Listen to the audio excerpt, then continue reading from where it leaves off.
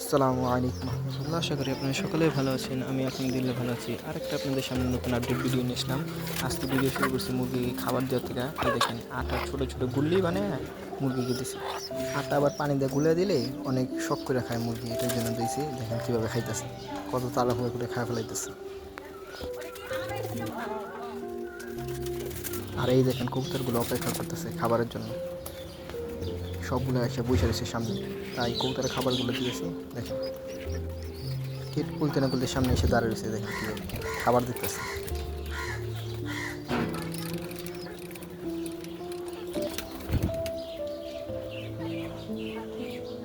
আমি দেখেন জনের ছোটোটাকে দিয়ে দিলাম,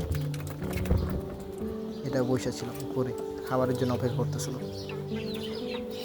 আর মুরগির ওই আটা খাওয়া শেষ তো, কম ছিল, বেশি পরিমাণ দিই নাই, তাই এখন ভুসি দিয়ে দিতেছি, সাথে সোনালি ফিড আর ভুসিটা একসাথে পানি দিয়ে মাইখে দিতেছি। দেখেন